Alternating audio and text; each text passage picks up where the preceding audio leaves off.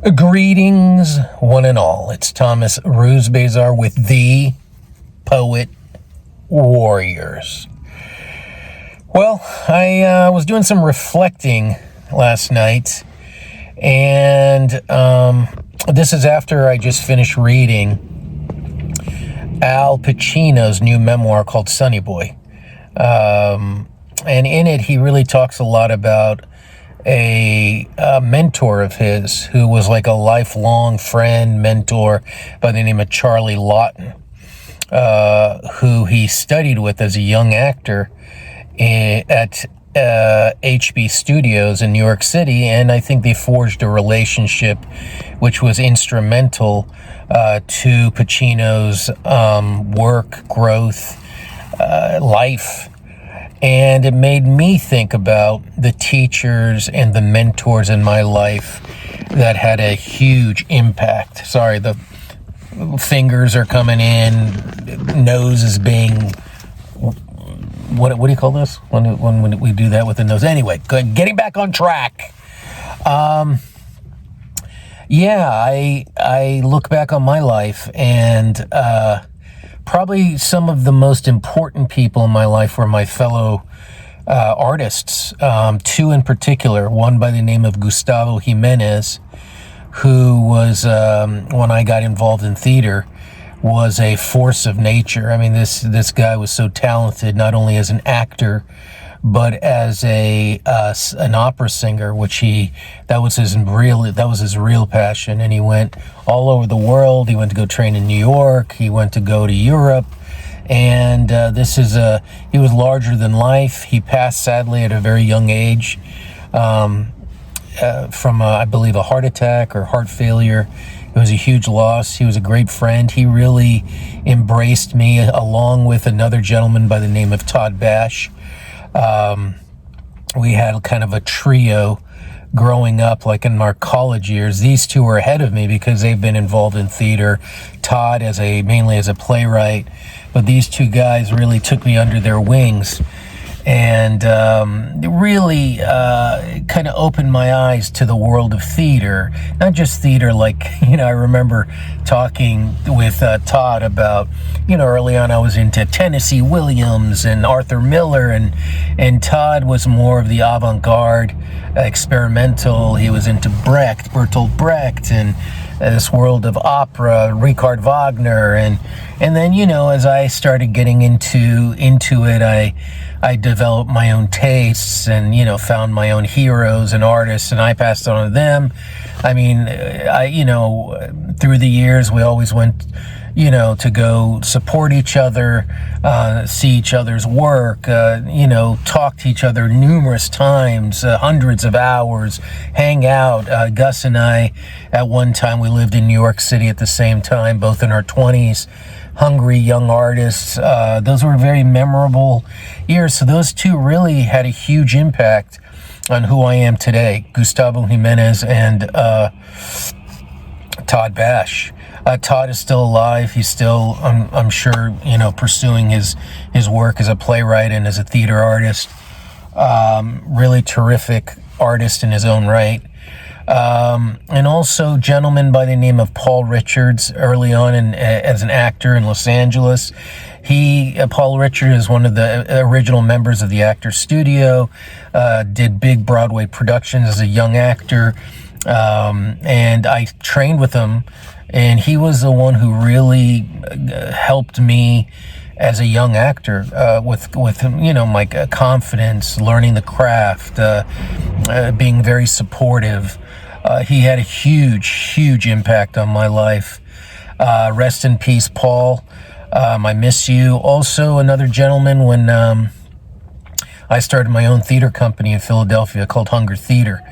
And this gentleman by the name of Dr. Craig Eisendrath, he was not only a friend, an artist, a writer, a Renaissance man.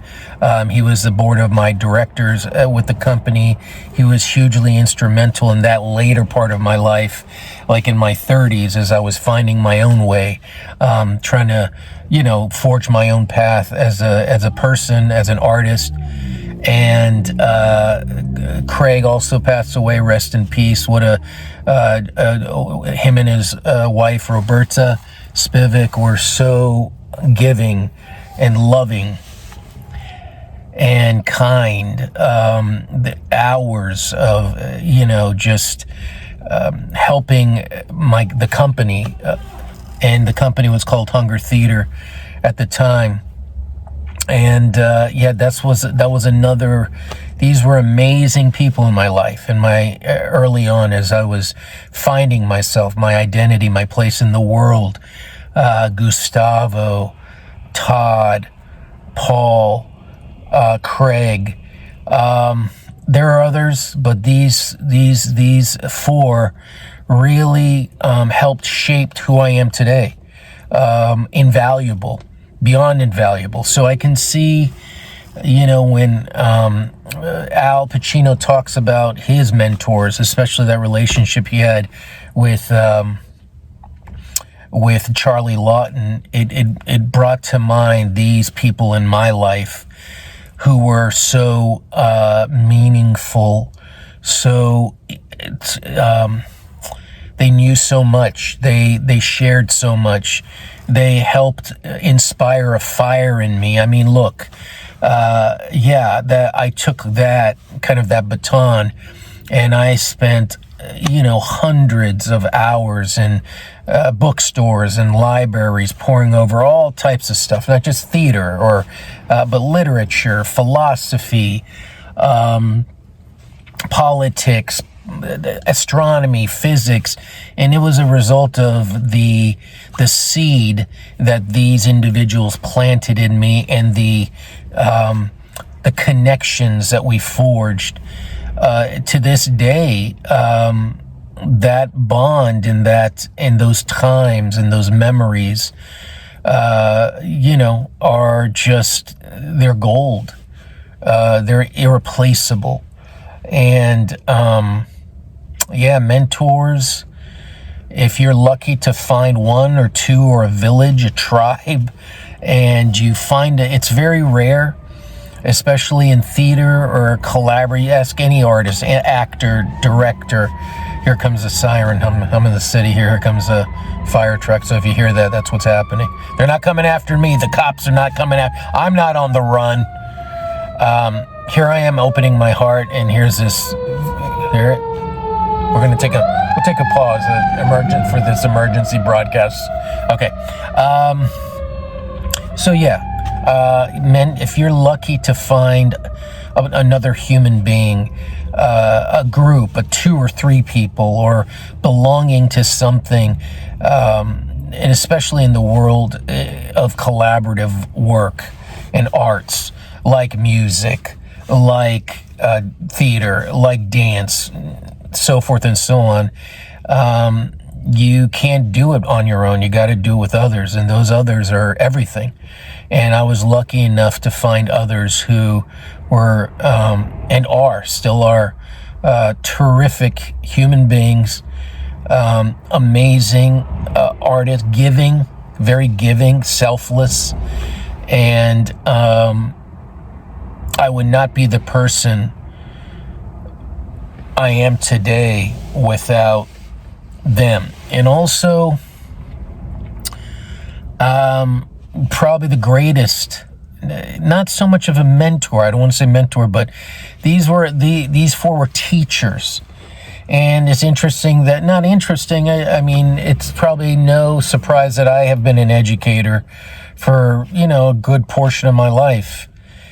But probably the greatest teacher, and I reflected on this last night, was my father, who was, he was a mentor. He was a great teacher. I remember just the countless times. I mean, this is the memory I have of my father, of probably being the greatest teacher I've ever known. And the times that he would talk and wax poetic about all the things he knew, writers, poets, politics, the state of the world,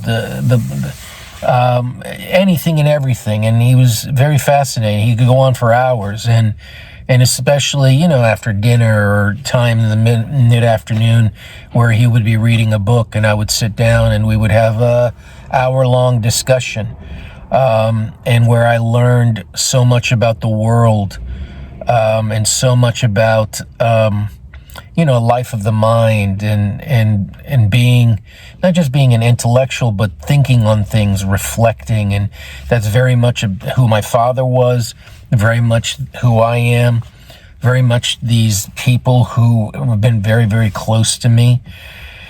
So finding and being lucky to receive this wisdom, knowledge, and growing from it and improving. And I hope I've been doing that, the process of that, the road of that, the narrative of that in my life, and I want to continue. And I wanted to pay homage to these gentlemen and these people in my life that were great mentors and teachers to me. Fight on. Oh, not fight on. Peace. And fight on. You got to always fight on. And peace. Fight on and peace. Tasty.